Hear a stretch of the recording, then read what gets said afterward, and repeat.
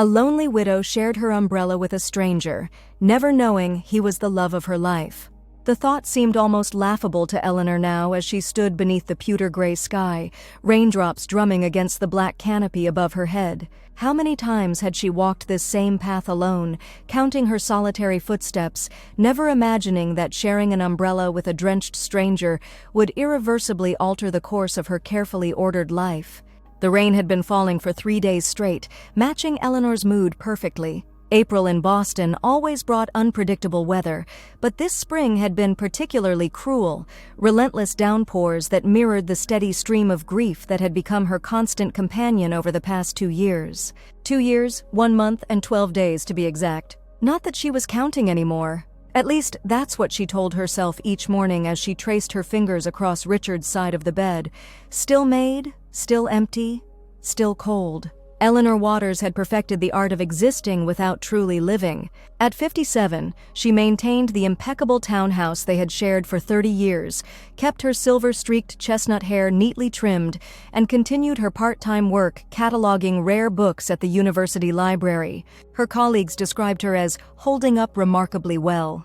They didn't see her at night when she pulled Richard's old cardigan around her shoulders and sat in his reading chair, breathing in the fading scent of him until exhaustion finally claimed her. Today was Tuesday, which meant her weekly visit to the cemetery.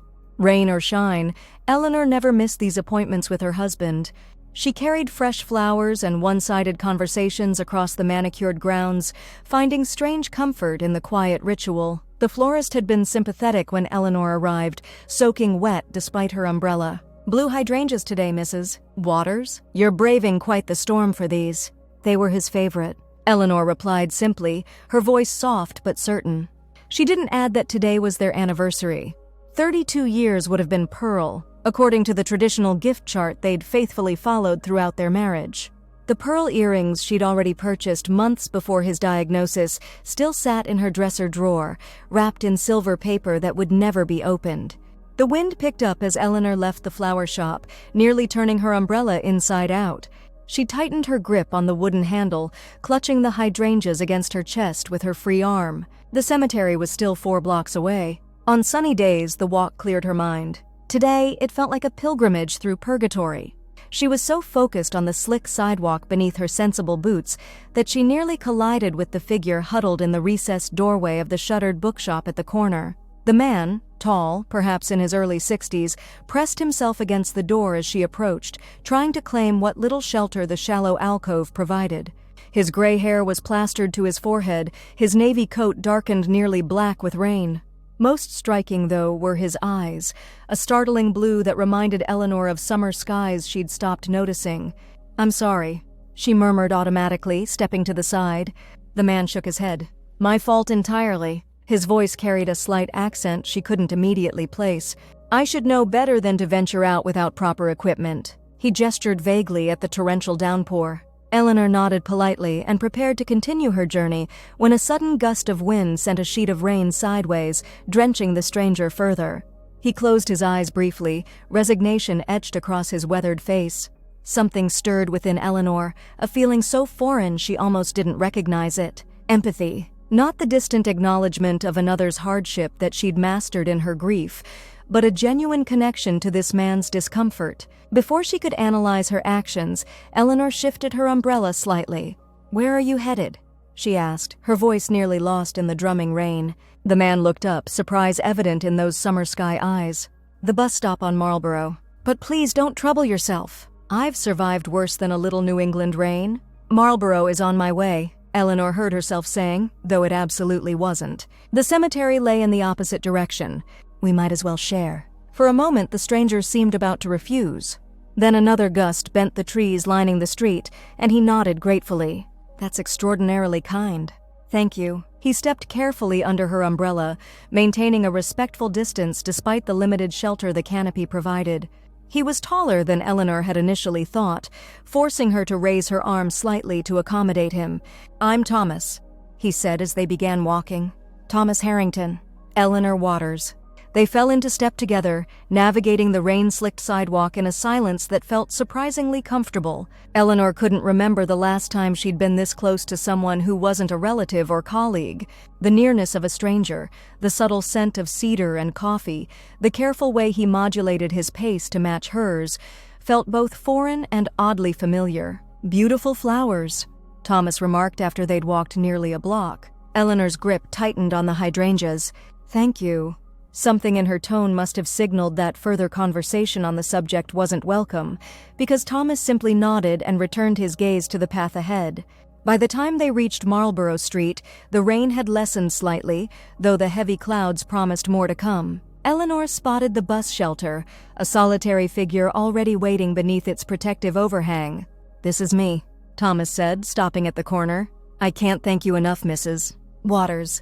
You've saved me from catching my death out here." Eleanor felt a small smile tug at her lips, the first genuine one in longer than she cared to admit. "It's just an umbrella. Sometimes just an umbrella is exactly what's needed." His eyes crinkled at the corners when he smiled. "Perhaps I can repay your kindness someday." Eleanor shook her head. "No need. Have a good day, Mr.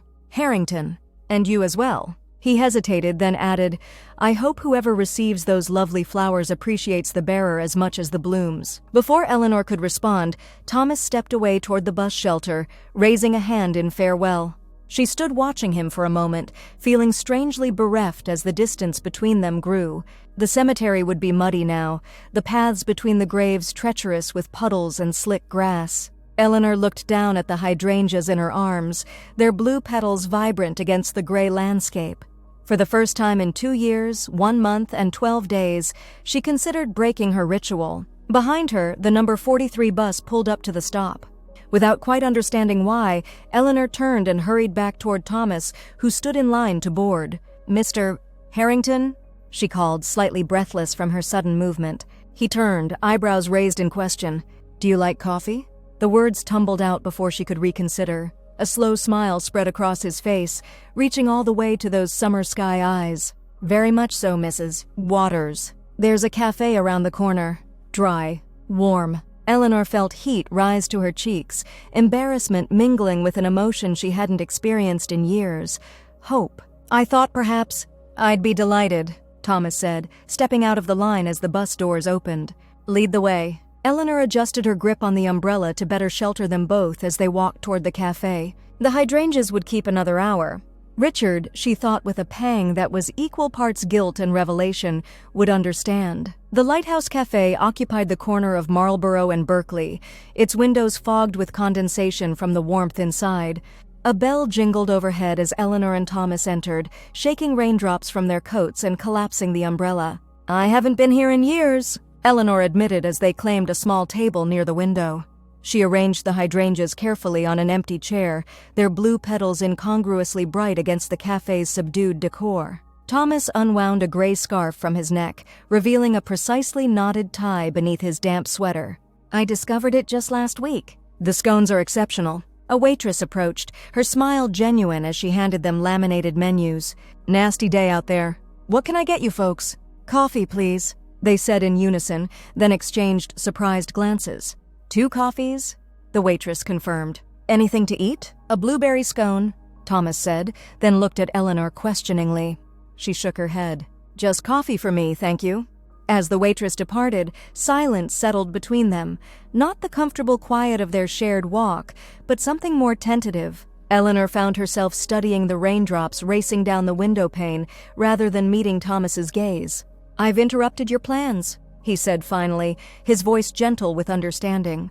"The flowers." Eleanor's fingers traced a circle on the worn wooden tabletop. "They're for my husband." The words hung in the air between them. "He passed away 2 years ago." Thomas's expression softened. "I'm sorry for your loss." The phrase, so often empty, so frequently hollow, carried genuine weight in his voice. Eleanor looked up, meeting his eyes directly for the first time. What she saw there wasn't pity, but recognition. "Your wife?" she asked quietly. Thomas nodded. 5 years in February. Cancer. Richard, too. Pancreatic. It was quick. Their coffees arrived, steam rising from white ceramic mugs. Eleanor wrapped her cold fingers around hers, drawing comfort from its warmth. "Quick is a double-edged sword," Thomas said after the waitress had gone. Less suffering, but less time to prepare. To say goodbye. Eleanor nodded, her throat suddenly tight. No one in her circle of friends, well-meaning as they were, truly understood this particular pain. The way grief didn't move in a straight line, how certain days could still knock the wind from her lungs without warning. Does it get easier? She asked, then immediately regretted the question. I'm sorry. That's terribly forward of me. Thomas broke his scone in half, offering her a piece despite her earlier refusal. Eleanor accepted it automatically. Not easier, he said thoughtfully. Different. The pain changes shape. Some days it's a boulder on your chest. Other days it's just a stone in your pocket. Still there, but you can carry it. Eleanor bit into the scone, surprised to find she was hungry. That's the most honest answer anyone's given me. Honesty seems appropriate given that you rescued me from drowning on a street corner. His smile was gentle, with a hint of mischief that made Eleanor feel curiously lighter. Hardly rescuing. Just an umbrella. An umbrella can be salvation in the right circumstances, Thomas countered. He hesitated, then added, much like unexpected conversation with a stranger. The rain drummed steadily against the window, creating a cocoon of sound around their small table. Outside, people hurried past with hunched shoulders and downturned faces. Inside, Eleanor felt something shift, subtle as a change in barometric pressure before a weather front moves through. What do you do, mister? Harrington? She asked, surprising herself with her interest. Thomas, please. He sipped his coffee. I teach architectural history at the university. Visiting professor this term. And you? The university library. Rare books collection. His eyes brightened. We're practically colleagues then. I'm surprised our paths haven't crossed. It's a large campus, Eleanor said, and I'm only there part-time now. She didn't add that she'd deliberately kept to herself since Richard's death, turning down faculty mixers and department gatherings. Well, I'm glad our paths crossed today, even if it took a deluge to make it happen. Thomas's gaze was warm, appreciative without being intrusive. Do you work with any of the architectural folios? I've been meaning to examine some of the original Bullfinch drawings. The conversation flowed easily after that, moving from rare books to Boston architecture to their favorite places in the city. Eleanor found herself speaking more than she had in months, drawn out by Thomas's attentive questions and genuine interest. He listened in a way that made her feel heard, really heard, for the first time since Richard fell ill. Outside, the rain gradually subsided, giving way to watery sunshine that cast long shadows across their table. Eleanor glanced at her watch, startled to see that nearly 2 hours had passed. I should go, she said reluctantly, looking at the hydrangeas that had begun to droop slightly. The cemetery closes at 5. Thomas nodded, reaching for the check the waitress had discreetly left. Please allow me. Small repayment for the umbrella service. Eleanor started to protest, then stopped herself. Thank you. They gathered their belongings in silence. Thomas held the door as they exited the cafe, the air outside fresher now, scented with rain-washed concrete and the promise of spring beneath the lingering chill. May I walk with you? Thomas asked, gesturing toward the direction from which they'd come hours earlier. Just to the corner, he added quickly. I wouldn't want to intrude. Eleanor considered his offer. The cemetery visit was her private ritual, sacred time with Richard that she guarded jealously. Yet something about Thomas's presence felt right, as though Richard himself might approve of this kind man who understood grief's complex geography. You can walk with me to the gate, she heard herself say. It's not far. They strolled side by side, Eleanor's umbrella now closed and swinging gently between them. The city felt different somehow, colors more vivid, sounds more distinct. Eleanor found herself noticing details she'd been blind to for months. A window box filled with early daffodils, a child's abandoned yellow rain boot on a stoop, the particular quality of light after a spring storm. At the wrought iron gates of the cemetery, they paused. Thomas glanced beyond the entrance to the rows of headstones, then back at Eleanor. Thank you for the coffee and conversation, he said quietly. Both were restorative. Eleanor nodded, suddenly finding words difficult. Yes, they were. Thomas reached into his coat pocket, extracting a business card that he offered with a slightly hesitant gesture. If you ever want to continue our discussion about those Bullfinch drawings, or anything else, I can be reached here. Eleanor accepted the card, the heavy cream stalk solid between her fingers. Thank you. Thomas stepped back, hands sliding into his pockets. Goodbye, Eleanor Waters. Goodbye, Thomas Harrington. She watched him walk away. his tall figure gradually blending with others on the sidewalk until he turned a corner and disappeared from view. Only then did Eleanor push open the cemetery gate, the familiar creak of hinges welcoming her to the place she had visited faithfully for 2 years. Richard's grave looked just as it always did, the simple granite headstone bearing his name, the small patch of grass that Eleanor had insisted on rather than concrete, believing he would prefer something living at his final resting place. She knelt carefully, placing the hydrangeas in the bronze vase embedded in the ground. "I'm late today," she said softly, tracing her fingers over the engraved letters of his name. "I met someone. A professor from the university. We had coffee." The confession hung in the still cemetery air. Eleanor waited for the guilt to wash over her, the familiar wave that had accompanied even the smallest moments of joy since Richard's death. Instead, she felt a gentle calm, as though the weight in her chest had shifted slightly, making room for something new without displacing what was already there. "I think you might have liked him," she continued, smoothing her hands over her skirt. "He understands about grief, about missing someone." A robin landed on a nearby headstone, tilting its head as though listening to her one-sided conversation. Eleanor watched it hop closer, curious and unafraid. "I'm not betraying you," she whispered, addressing the fear that lurked beneath her surface thoughts. "I'm just breathing again."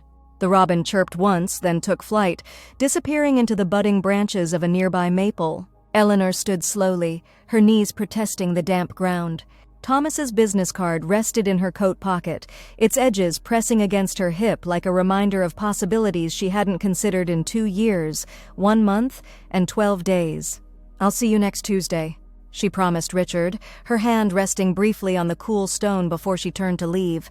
As Eleanor walked out of the cemetery, she realized she was smiling, a small, private expression that felt both foreign and familiar on her face. The simple act of sharing an umbrella had somehow cracked open a door she'd thought permanently sealed. Whether she would step through it remained to be seen, but for the first time since Richard's diagnosis, Eleanor allowed herself to wonder what might lie on the other side. The following Tuesday dawned clear and bright, the kind of perfect spring day that seemed designed to mock Eleanor's restless mood. She'd spent the week alternating between anticipation and anxiety, Thomas's business card migrating from her coat pocket to her desk drawer to her bedside table and back again. She hadn't called him, but she'd wanted to.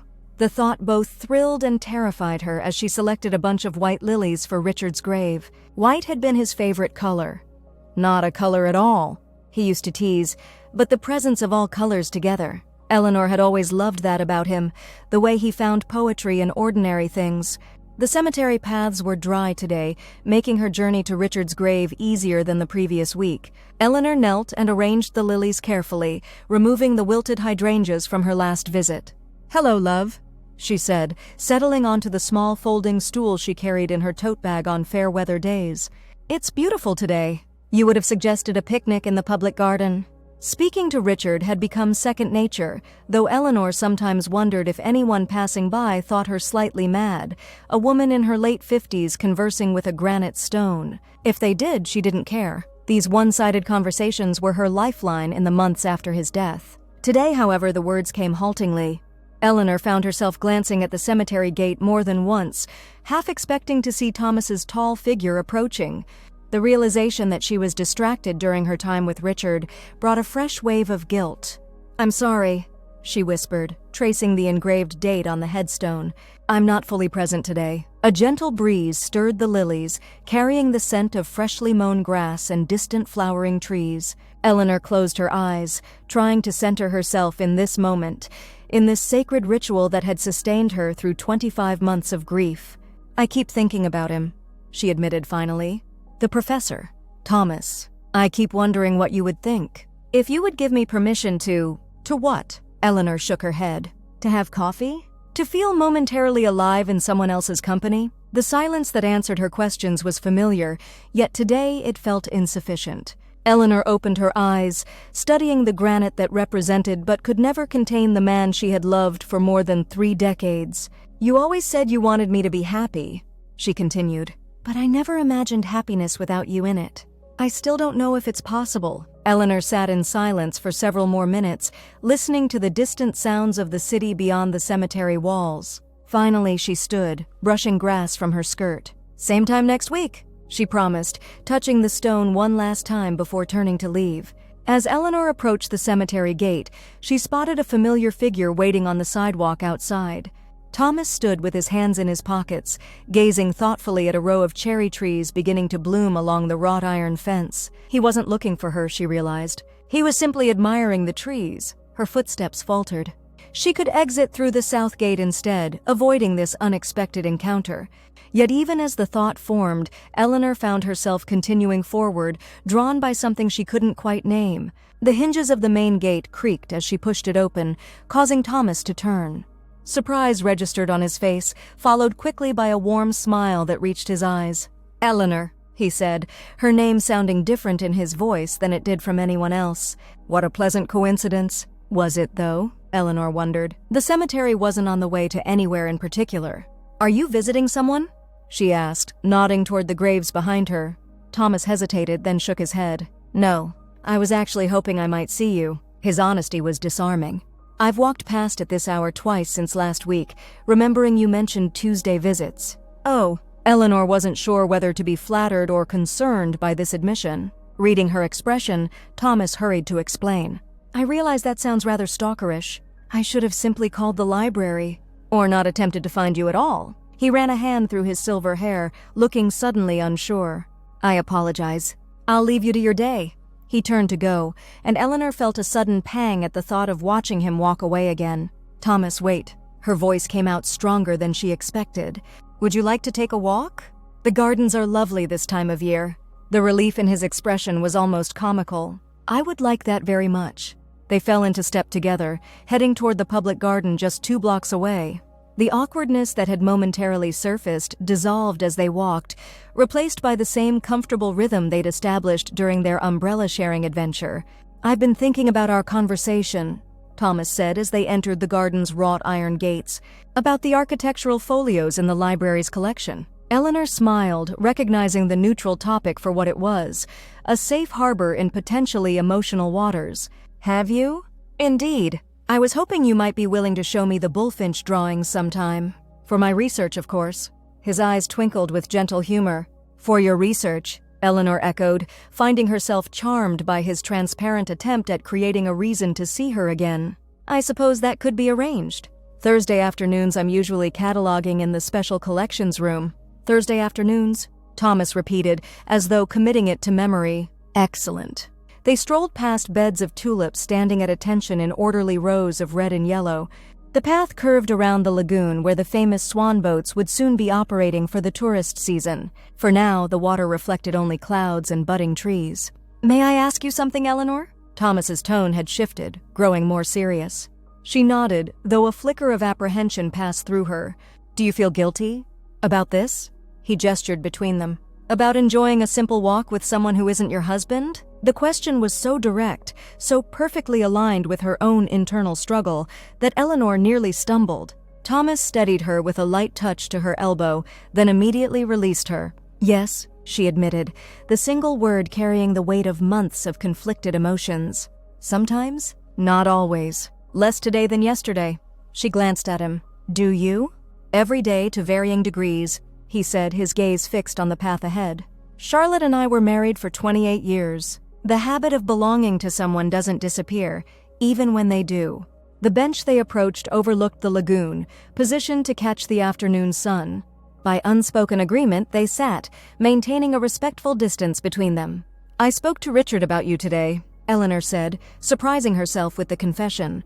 "I told him I was distracted during our visit because I kept thinking about our conversation."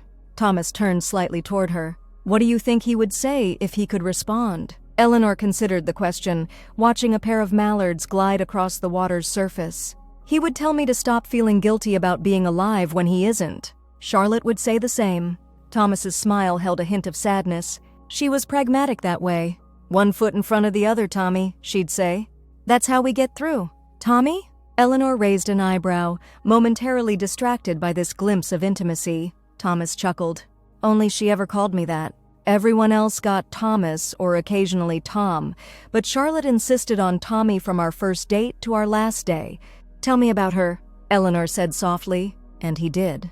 Sitting on a bench in the public garden, with spring unfurling around them, Thomas told Eleanor about Charlotte Harrington, high school English teacher, amateur botanist, crossword puzzle enthusiast, and the love of his life for nearly 3 decades.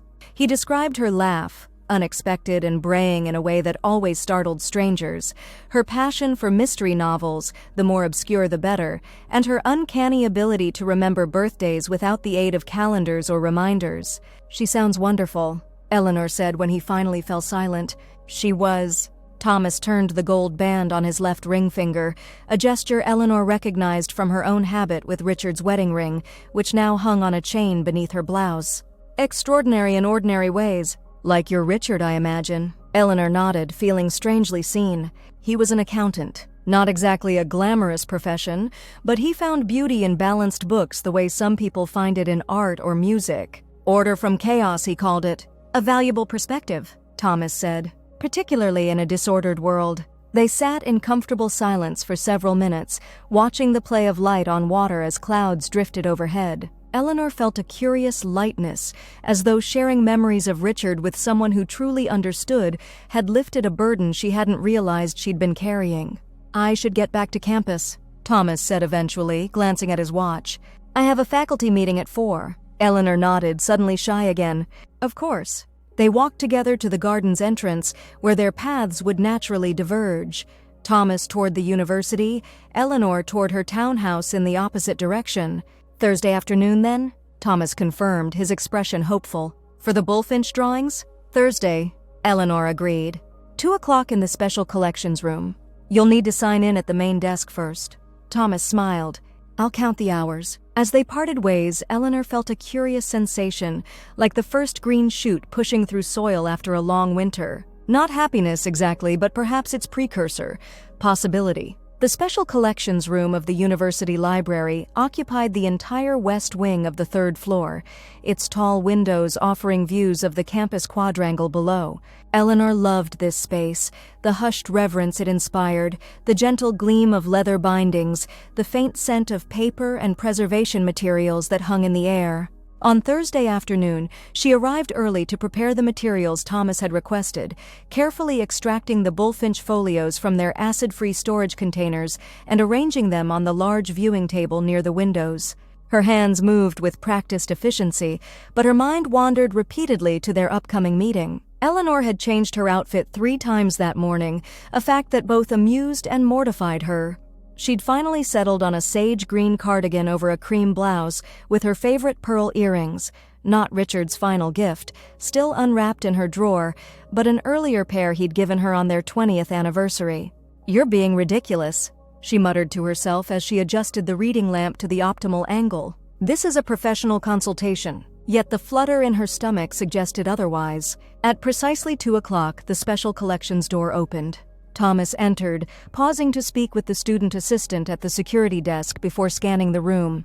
When he spotted Eleanor, his face brightened in a way that made her pulse quicken embarrassingly. "Right on time," she said as he approached, her voice professional despite the warmth spreading through her chest. "I wouldn't dare keep the rare books curator waiting." Thomas set his leather messenger bag on a nearby chair, his eyes already drawn to the materials she'd laid out. "Are these the bullfinch drawings?" "They're magnificent." Eleanor nodded, pleased by his genuine appreciation. "Original sketches for the Massachusetts State House?" The library acquired them in the 1940s as part of the Winthrop collection. Thomas leaned closer, studying the delicate lines with evident admiration.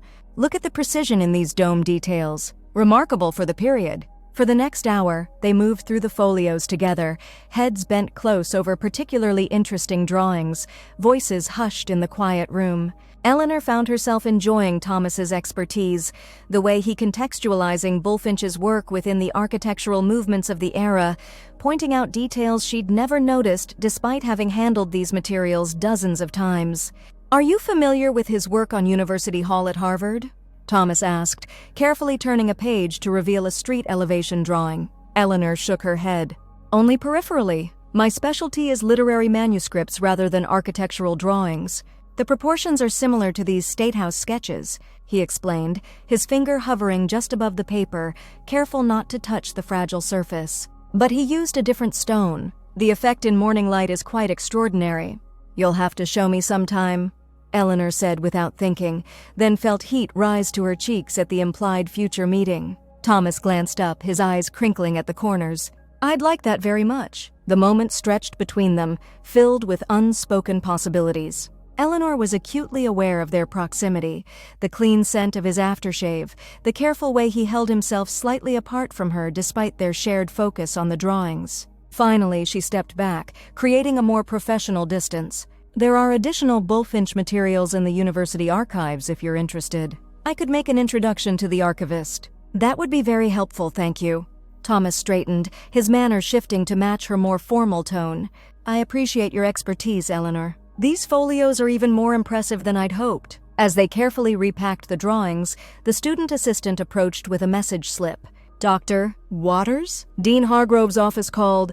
He needs the preservation budget report for tomorrow's trustees meeting." Eleanor sighed inwardly. The report was nearly complete, but still needed final revisions, a task that would require at least 2 hours. "Thank you, Jason. Please tell them I'll deliver it by 5 today." After the student left, Thomas gave her a sympathetic look. Bureaucracy waits for no one, it seems. Indeed. Eleanor secured the last folio in its protective case. "I'm afraid I'll need to cut our session short." "Of course." Thomas gathered his notes, tucking them neatly into his messenger bag. "Perhaps we could continue another time, maybe over dinner?" The invitation hung in the air between them. Eleanor found herself at a crossroads she hadn't anticipated reaching so soon. A simple yes or no that somehow represented much more than a meal. "Dinner," she repeated, buying herself a moment to consider. Thomas must have sensed her hesitation. "Just a professional conversation over food," he clarified, though his eyes suggested he hoped for more. "I've recently discovered a wonderful Italian place near Cambridge Common." Eleanor thought of the empty townhouse waiting for her, the silence that had once been comfortable but now sometimes felt oppressive. She thought of Richard, who had always encouraged her professional connections. She thought of the strange lightness she'd felt in Thomas's company these past 2 meetings. "I'd like that," she said finally. "When did you have in mind?" Relief and pleasure mingled in Thomas's expression. "Saturday? 7 o'clock? I could pick you up, or we could meet there if you prefer." Meeting there would be good. Eleanor wasn't quite ready to have Thomas see her home, Richard's home, just yet. "What's the restaurant called?" "Julia, on Massachusetts Avenue." Thomas wrote the address on one of his business cards and handed it to her. "I'll make a reservation." Their fingers brushed as she accepted the card, a fleeting contact that nonetheless sent a jolt of awareness through Eleanor's hand. She tucked the card into her pocket, suddenly shy again. "Saturday at 7 then," she confirmed. Thomas gathered his bag, hesitating briefly before turning to leave. "I'm looking forward to it, Eleanor." After he'd gone, Eleanor sat at the reading table for several minutes, her mind replaying their conversation. A professional dinner, he'd said. But they both knew it was more than that. A deliberate step toward something neither of them had been seeking, but had somehow found anyway. Eleanor touched the business card in her pocket, feeling its corners press against her fingertips. For the first time in over 2 years, she had made plans that had nothing to do with work or family obligation, plans that were solely about her own pleasure and connection with another person. The realization was both terrifying and exhilarating. Eleanor arrived at Julia 10 minutes early on Saturday evening, her nerves manifesting as punctuality. The restaurant was smaller than she'd expected, intimate without being cramped, with warm lighting that cast a golden glow over the rustic wooden tables. A hostess with a welcoming smile greeted her at the door. "I'm meeting someone," Eleanor explained. "Reservation under Harrington, I believe."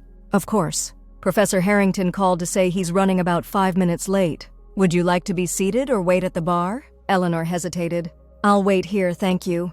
As the hostess returned to her post, Eleanor smoothed her hands over the dark blue dress she'd chosen after much deliberation. It was one of her newer purchases, made 6 months after Richard's death when her sister had insisted that wearing exclusively black was becoming concerning. The soft fabric draped nicely over her figure, which had grown thinner during her grief but was slowly returning to its normal proportions. The restaurant door opened, bringing a gust of evening air, and Thomas, looking slightly flustered in a well-cut gray suit and burgundy tie. "Eleanor," he said, spotting her immediately. "I apologize for my tardiness. A faculty meeting ran over, and then parking was a nightmare." "You're barely late at all," she assured him, surprised by how pleased she was to see him. The hostess led them to a corner table partly secluded by a decorative wine rack. Thomas pulled out Eleanor's chair for her, a courtly gesture that reminded her this was indeed a date, despite any pretense of professional discussion.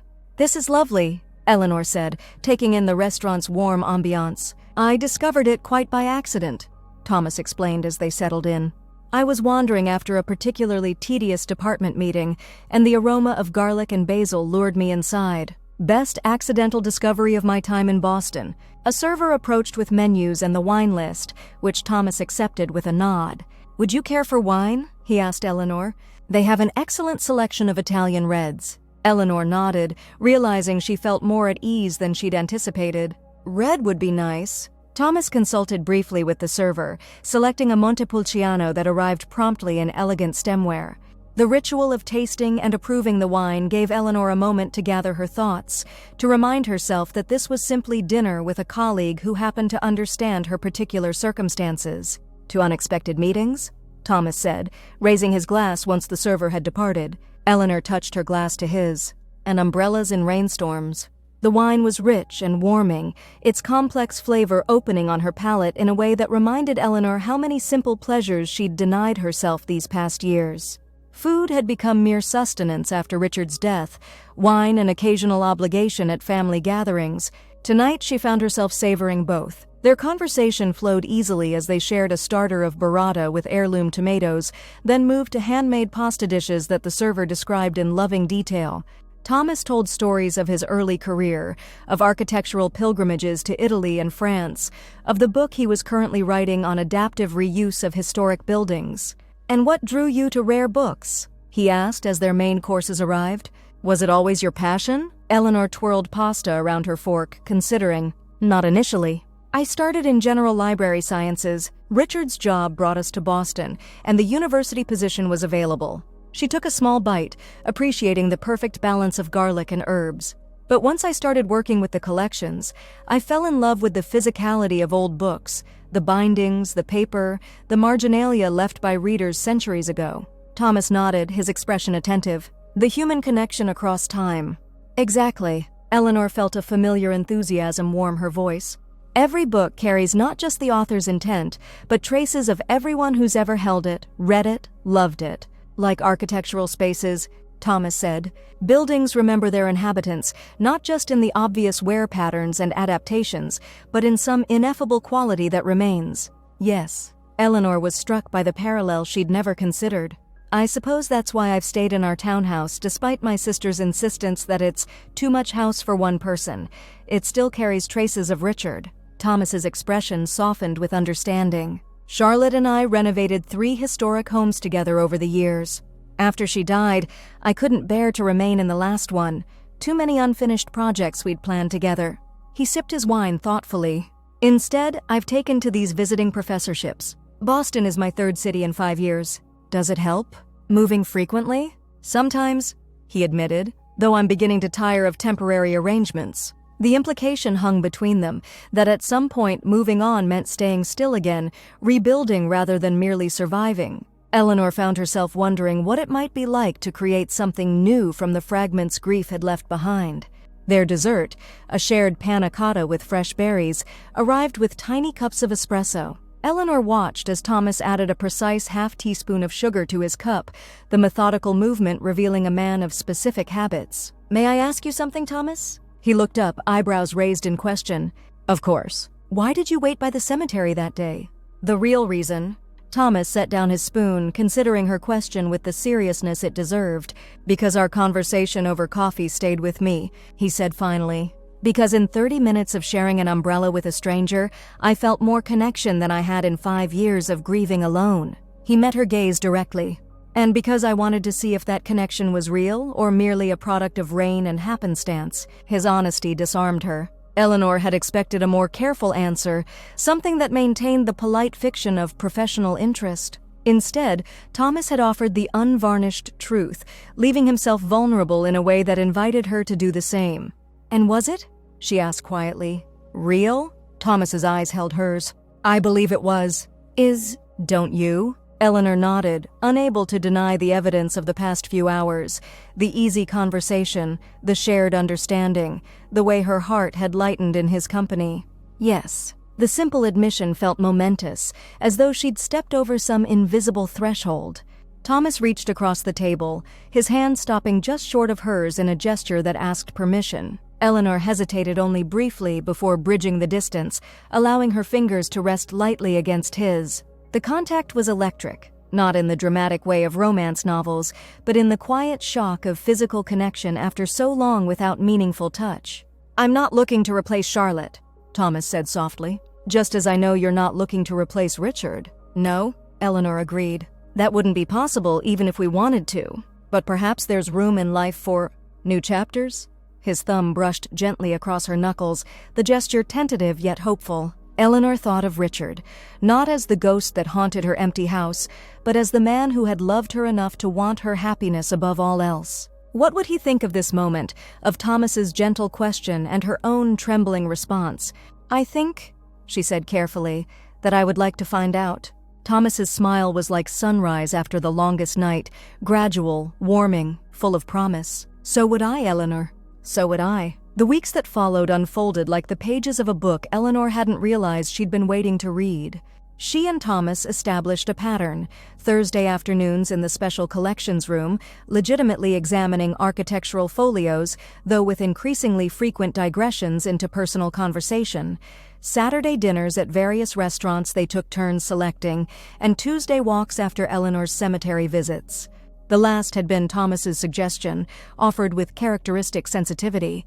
"I won't intrude on your time with Richard," he'd said, "but I could meet you afterward if you'd like company." Eleanor had accepted gratefully, finding that sharing her thoughts after these visits actually eased the emotional weight she often carried away from the cemetery. Thomas never pressed for details, but his quiet presence and understanding gave her space to process feelings she'd previously kept tightly contained. Spring bloomed fully around them as April gave way to May. The public garden exploded with color, the swan boats returned to the lagoon, and students sprawled on every patch of grass on campus, soaking up sunshine before final exams. In this season of renewal, Eleanor found herself changing too, subtle shifts she might not have noticed if not for her sister's startled comments during their monthly lunch. "You look different," Margaret said, studying Eleanor across the cafe table. "Have you changed your hair?" Eleanor touched her silver-streaked bob self-consciously. "No, it's the same cut I've had for years." "Well, something's different." Margaret narrowed her eyes suspiciously. "You're smiling more. And you ordered dessert without me having to twist your arm." Heat rose to Eleanor's cheeks. She hadn't mentioned Thomas to her family yet, partly from a desire to protect this fragile new connection, partly from uncertainty about how they would react. Richard had been beloved by her small circle of relatives. Any hint of moving forward might be seen as disloyalty to his memory. "I've been enjoying the spring weather," Eleanor said evasively. "The library garden is particularly beautiful this year." Margaret looked unconvinced, but mercifully changed the subject to her daughter's college graduation plans. Eleanor listened attentively, though her mind occasionally drifted to the walk she and Thomas had planned for that evening, a stroll along the Charles River to watch the sunset. The truth was, Eleanor hardly recognized herself sometimes. The woman who had mechanically moved through life for 2 years, working, eating, sleeping without truly engaging, had been gradually replaced by someone who noticed the taste of food again, who looked forward to conversations, who had started wearing colors other than black and gray. Thomas had been careful not to rush her, respectful of the complex emotions that accompanied every step forward. Their physical contact remained limited to hand-holding and the occasional arm offered while walking. Yet even these simple touches had awakened Eleanor to how profoundly she had missed human connection. That evening, as they walked along the river path, Thomas seemed quieter than usual, preoccupied with thoughts he wasn't sharing. Eleanor glanced at him sideways, noting the slight furrow between his brows. "Is everything all right?" she asked as they paused to watch a rowing team glide past, oars moving in perfect synchrony. Thomas turned to face her, the setting sun casting golden light across his features. "My visiting position ends next month," he said without preamble. "The department chair offered to extend it for the fall semester, but I need to give my answer by Friday." Eleanor felt as though the solid ground beneath her feet had suddenly shifted. "Oh." She looked away, watching a pair of ducks dabble near the shoreline. "I didn't realize your appointment was so temporary." "A year was the original agreement." Thomas's voice was gentle. "I've been offered a permanent position at Northwestern starting in January. My house in Chicago has been rented out, but the lease ends in December." "I see." Eleanor wrapped her arms around herself, though the evening was mild. "That's a wonderful opportunity. Northwestern has an excellent architectural program." Thomas stepped closer, his hand finding hers. "Eleanor, look at me." She did, reluctantly, afraid of what she might reveal in her expression. "I haven't given either department my answer," he said, his eyes searching hers.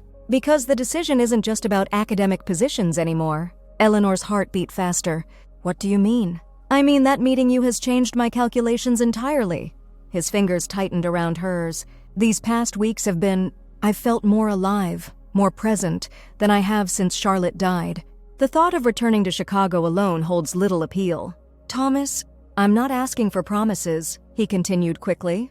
"I know we're still finding our way, still honoring what came before. But I would like to know if you feel there might be something worth exploring further." The question hung between them, weighted with possibilities and risks. Eleanor thought of her carefully reconstructed life after Richard, the routines that had sustained her, the boundaries that had protected her. Thomas represented a deviation from that safe path, an unknown territory she hadn't planned to navigate, yet the prospect of his departure created a hollow feeling in her chest that couldn't be ignored. "I don't know what happens next," she admitted softly. "I've been a widow for so long now that I've forgotten how to be anything else. But these weeks with you have reminded me that there might be other identities waiting if I'm brave enough to claim them." Hope flickered in Thomas's eyes. "And are you? Brave enough?" Eleanor considered the question seriously. "Not brave," she said finally, "but perhaps willing to try despite the fear." "If you are." Thomas lifted her hand to his lips, pressing a gentle kiss to her knuckles. "I am most definitely willing to try, Eleanor Waters." The gesture, their first kiss, even if only to her hand, sent a tremor through Eleanor that was equal parts terror and delight. Whatever came next would be uncharted territory for both of them, a journey neither had anticipated taking again at this stage of life. "Then stay," she whispered, the words carrying down the river like a promise. "At least for the fall." Thomas's smile was answer enough. Summer transformed Boston, draping the city in humid heat that sent residents fleeing to air-conditioned spaces or coastal retreats. Eleanor, who typically spent July and August in the climate-controlled library, found herself venturing out more frequently, picnics in the shade of ancient elms on the commons, evening concerts at the Hatch Shell, weekend drives to seaside towns north of the city. Thomas had accepted the extended teaching position, rearranging his Chicago affairs through a flurry of phone calls and emails. His temporary faculty housing would continue through December, giving them time to what exactly? Eleanor wasn't entirely sure. They existed in a space between friendship and courtship, moving slowly toward something neither was ready to name. Margaret had finally extracted the truth during a 4th of July gathering, cornering Eleanor in the kitchen while the rest of the family watched fireworks from the back porch. "It's a man, isn't it?" her sister had demanded without preamble. "That's why you've been turning down Sunday dinners and actually wearing makeup again." Eleanor had sighed, setting down the tray of desserts she'd been arranging. "His name is Thomas. He's a visiting professor at the university." Margaret's expression had cycled rapidly from triumph to concern. "How long has this been going on? Is it serious? Does he understand about Richard?" "Since April." "I don't know." "And yes, very much so." Eleanor had answered each question in order, then added, "He's a widower, Mags. He understands grief better than anyone else I know." Her sister had studied her for a long moment before pulling her into an unexpected hug. "Richard would want you to be happy, Ellie. We all do." The conversation had been a turning point, not just with her family, who welcomed Thomas with cautious warmth at the next gathering, but within Eleanor herself. Speaking the relationship aloud had made it real in a way it hadn't been before, even to her. On a sweltering August afternoon, Eleanor sat in her townhouse study, ostensibly reviewing preservation grant applications, but actually staring out the window at the shimmering heat rising from the sidewalk. The window air conditioning unit hummed inefficiently, barely cutting the oppressive temperature. The doorbell's sudden chime startled her from her reverie. Eleanor glanced at the clock, 3:17 p.m., an odd time for visitors. She wasn't expecting anyone, and door-to-door solicitors rarely ventured into her neighborhood.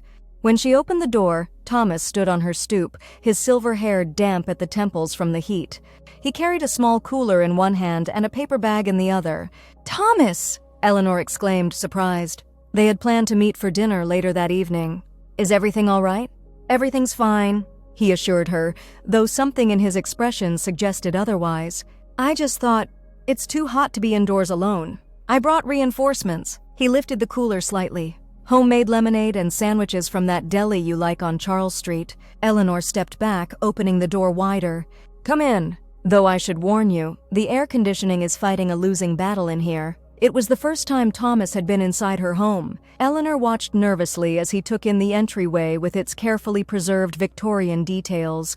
The living room where Richard's reading chair still occupied pride of place, the walls lined with photographs documenting their shared life. "It's lovely," Thomas said, his gaze traveling over the space with appreciation rather than judgment. "The original moldings are magnificent. Richard restored them himself," Eleanor explained, leading him toward the kitchen at the back of the house. He was quite handy, though you'd never guess it from his professional demeanor. The kitchen, with its updated appliances but vintage styling, offered marginally better air circulation thanks to a ceiling fan turning lazily overhead. Eleanor took glasses from the cabinet while Thomas unpacked his impromptu picnic: thick sandwiches wrapped in butcher paper, a container of pasta salad, and a thermos of lemonade that released a cloud of chilled air when opened. "This is a wonderful surprise," Eleanor said, arranging the food on plates. "But I can't help feeling there's more to this visit than lunch." Thomas's smile was rueful. "You've become quite good at reading me." He poured lemonade into the waiting glasses, the ice cubes clinking musically. "I received a call from Northwestern this morning. They're increasing pressure for an answer about January." Eleanor's hands stilled on the plate she was preparing.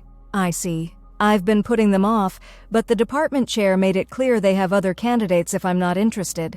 Thomas passed her a glass, their fingers brushing in the exchange. "They need a decision by next week." Eleanor took a long sip of lemonade, the tart sweetness a welcome distraction from the conversation's implications.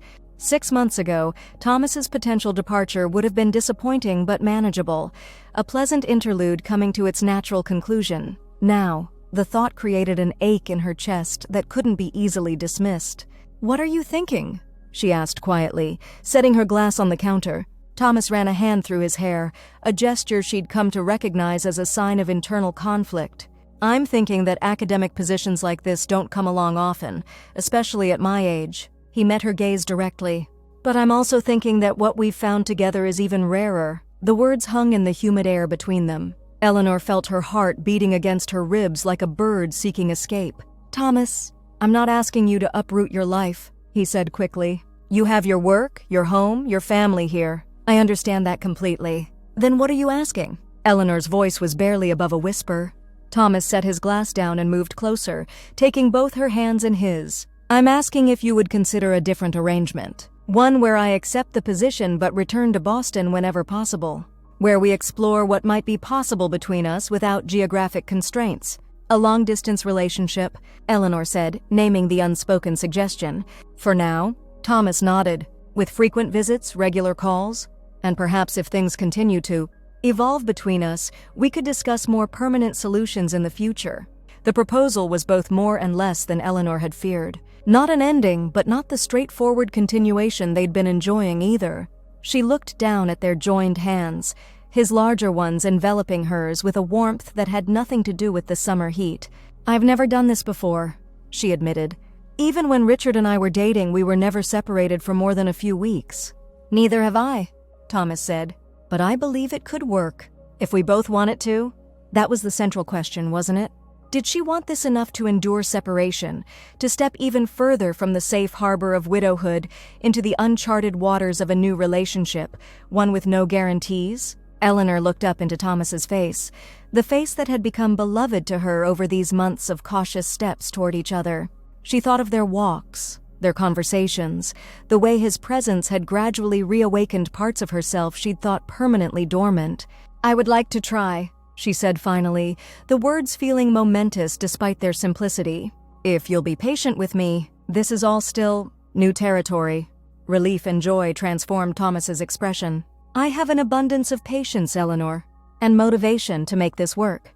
He leaned forward slowly, giving her time to pull away if she wished. Instead, Eleanor found herself meeting him halfway, their lips touching in a kiss so gentle it was barely more than a whisper of contact. Thomas's hand came up to cradle her cheek, his thumb tracing the curve of her cheekbone with reverence. When they parted, Eleanor felt a curious blend of emotions, the familiar guilt shadowed by grief, but also a buoyant sensation she recognized after a moment as happiness.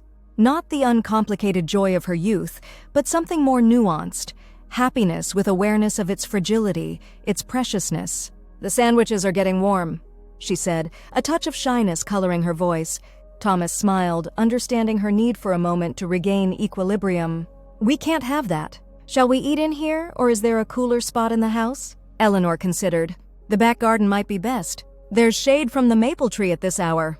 They carried their impromptu feast outside, settling at the small wrought iron table nestled among Eleanor's carefully tended perennial beds.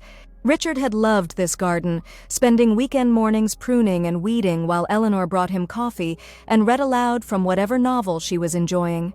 The memory didn't sting as it once might have. Instead, it felt like a blessing, as though Richard's contentment in this space somehow extended to this moment, this meal, this tentative new beginning. As they ate, Thomas shared his ideas for managing the coming separation. Video calls, shared online calendars, alternating visits between Boston and Chicago. Eleanor listened, offering suggestions and raising practical concerns. The conversation flowed easily, transforming what might have been a painful topic into a challenge they would face together. It wasn't until later, after Thomas had departed for his evening faculty meeting with a promise to call afterwards, that Eleanor fully processed what had happened. Standing in her kitchen, she touched her lips lightly, still feeling the gentle pressure of Thomas's kiss. "Well," she said aloud to the empty house, "that's that then." From the living room, a photograph of Richard, taken on their last anniversary trip to Maine, seemed to watch her with eternal good humor. Eleanor moved to stand before it, studying the beloved face that had been her North Star for so many years. "I'm not replacing you," she told the photograph quietly. "I'm just continuing. I think you'd understand that better than anyone."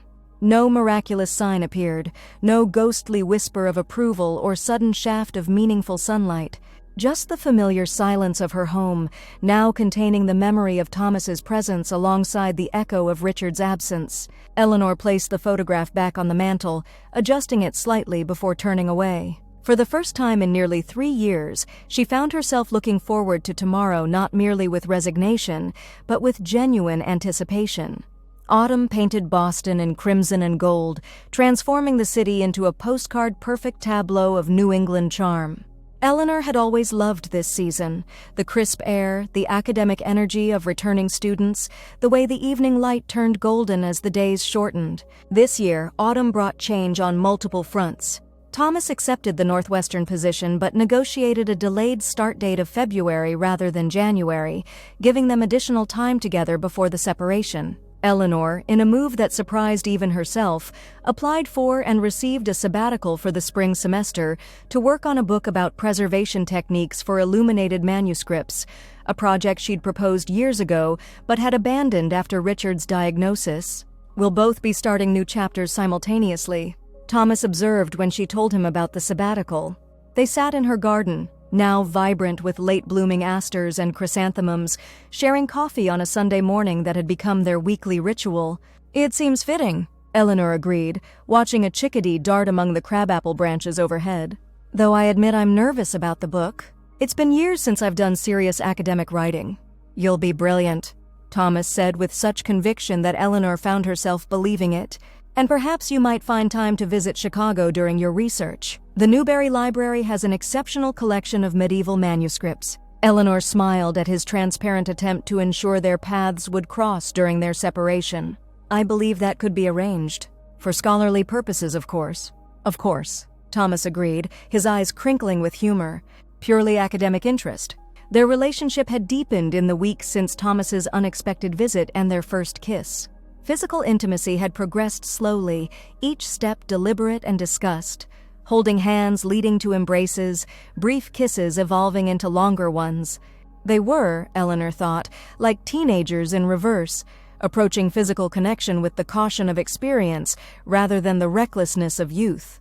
There had been difficult moments as well. The first time Thomas stayed for dinner and lingered past midnight, Eleanor had experienced a panic attack so severe she'd asked him to leave. He had done so without question or complaint, calling the next morning only to ensure she was all right, not to press for explanations she wasn't ready to give. A week later, she had finally told him the truth, that the prospect of physical intimacy beyond kissing terrified her, not just because of her long abstinence, but because it felt like the final surrender of her identity as Richard's wife. "The last person who touched me that way was my husband," she had explained, her voice steady despite her discomfort with the topic. "I'm afraid that crossing that threshold will somehow erase something essential about our marriage." Thomas had listened without interruption, then shared his own similar fears when he'd first considered dating after Charlotte's death. "It isn't betrayal," he'd told her gently. "It's honoring the capacity for love they helped nurture in us. But there's no timeline for these things, Eleanor. We'll move at whatever pace feels right to you." His understanding had been a gift she hadn't expected, permission to progress at her own pace without pressure or judgment. In return, Eleanor had found herself more willing to discuss Richard, sharing stories and memories that had previously been too painful to voice. On this Sunday morning, with October sunshine filtering through the maple leaves above them, Eleanor found herself contemplating the approaching winter with a mix of anticipation and apprehension. "I need to visit the cemetery today," she said, breaking a comfortable silence. "Would you like to come with me?" Thomas looked up from the newspaper he'd been perusing, surprise evident in his expression. In all their months together, Eleanor had maintained a careful separation between her Tuesday visits to Richard's grave and her time with Thomas, meeting him only afterward for their walks. "Are you certain?" he asked carefully. Eleanor nodded. "I am. It feels right. Overdue, perhaps." They drove to the cemetery in Thomas's car, a comfortable sedan he'd purchased after deciding to extend his stay in Boston. Eleanor directed him through the winding paths to the section where Richard rested, her usual flowers, today late-season dahlias in deep burgundy, resting on her lap. Thomas parked at a respectful distance, following Eleanor's lead as she approached the familiar granite headstone. She arranged the flowers in the bronze vase, then straightened to stand beside Thomas, who waited a few steps back. "Richard," she said quietly, "I'd like you to meet Thomas Harrington." Thomas stepped forward, his expression solemn yet warm. "It's an honor," he said simply. Eleanor felt tears prick behind her eyes, not from grief alone, but from the strange beauty of this moment. The man she had loved for most of her adult life, and the man who had unexpectedly brought joy back into her days, somehow occupying the same space if not the same time. They stood in silence for several minutes, the autumn breeze rustling through nearby maple trees and sending a shower of golden leaves across the cemetery grounds. Finally, Eleanor reached for Thomas's hand, their fingers intertwining with familiar ease. "Thank you for coming," she said as they walked back toward the car. "It meant a great deal to me." Thomas squeezed her hand gently.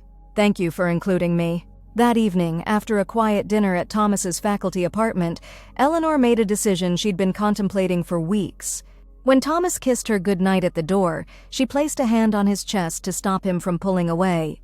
"I'd like to stay," she said softly. "If you're comfortable with that?" Understanding dawned in Thomas's eyes. "Are you certain, Eleanor? There's no rush." She nodded, her heart beating rapidly but her mind calm.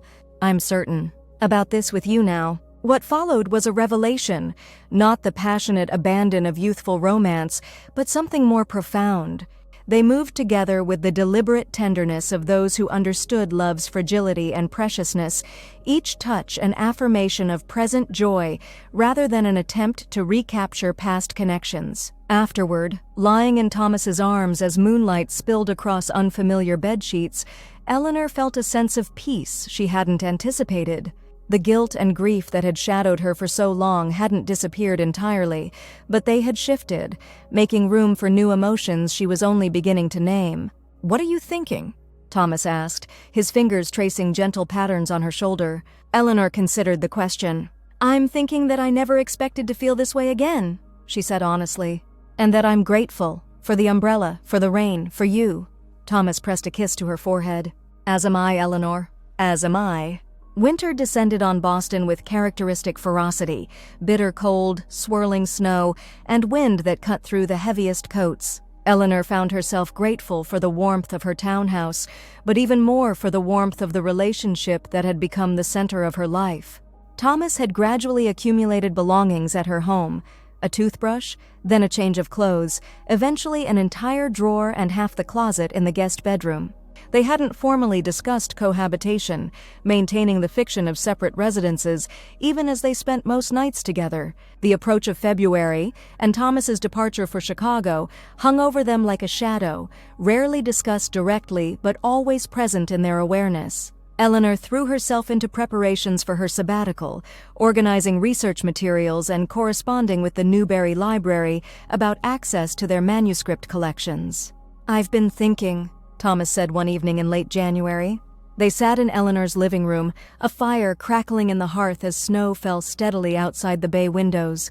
"About our arrangement after I move." Eleanor looked up from the academic journal she'd been reading, her reading glasses perched on the end of her nose. "Oh?" Thomas set aside the architectural plans he'd been reviewing.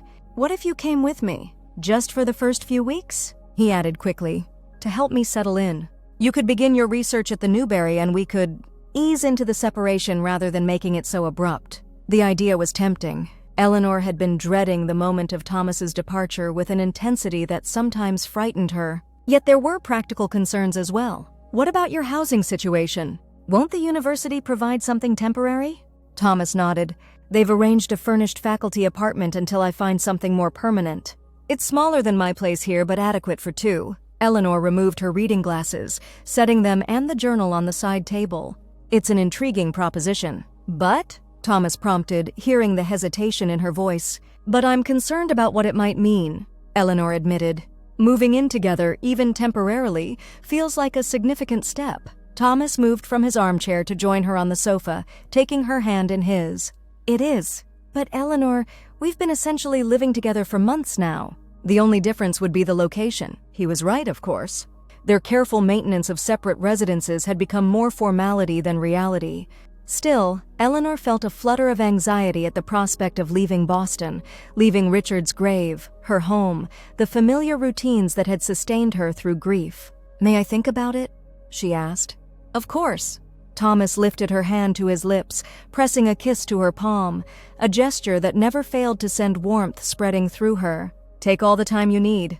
That night, as Thomas slept beside her, Eleanor lay awake watching snowflakes dance in the cone of light from the street lamp outside her window. The decision before her wasn't simply about spending a few weeks in Chicago. It was about acknowledging that her life had irreversibly changed course the day she'd shared her umbrella with a drenched stranger. In the morning, Eleanor made coffee while Thomas showered, their domestic routine now comfortable and familiar. When he entered the kitchen, hair still damp and tie hanging loose around his neck, she handed him a steaming mug. "I've been thinking about your suggestion," she said without preamble. Thomas accepted the coffee with a raised eyebrow. "And I'd like to come with you, for February at least. We can reassess after that." The smile that spread across Thomas's face was like sunrise breaking through winter clouds. He set down his coffee and pulled Eleanor into an embrace that lifted her briefly off her feet. "You've made me very happy," he murmured against her hair. Eleanor laughed, surprised by his exuberance and her own lightness of heart. "It's just a month in Chicago, Thomas. Not a lifetime commitment." He set her down gently, his expression growing more serious. "And if I hoped it might lead to that?" The question hung between them, not quite a proposal, but certainly a declaration of intent. Eleanor felt her heart skip a beat. "I would say," she replied carefully, "that I'm open to possibilities I couldn't have imagined a year ago." It wasn't everything, but it was honest. Thomas seemed to understand, nodding as he loosened his embrace but kept his arms around her waist. "Possibilities are an excellent starting point," he said, "especially for two people who thought their stories were already fully written." Eleanor reached up to straighten his tie, a gesture that had become habit in recent months. "Perhaps our stories were just waiting for an unexpected chapter. Like a rainy day and a shared umbrella?" Thomas suggested, his eyes crinkling with the smile she had come to cherish. "Exactly like that," Eleanor agreed, standing on tiptoe to press a kiss to his lips. "Exactly like that. The snow continued to fall outside the kitchen window, transforming the familiar landscape of Eleanor's garden into something new and beautiful. Inside, warmed by coffee and shared plans, Eleanor and Thomas began preparing for their journey, not just to Chicago, but into a future neither had anticipated finding again. As she helped Thomas knot his tie, Eleanor thought of that rainy April day nearly a year ago, how close she had come to passing by the stranger huddled in a doorway, how easily their paths might never have crossed. One small act of kindness, offered without expectation of return, had somehow altered the trajectory of her carefully ordered life. A lonely widow had shared her umbrella with a stranger, never knowing he would become the love of her life. The thought no longer seemed laughable to Eleanor, but miraculous, a reminder that even in life's darkest storms, unexpected light could still find its way through.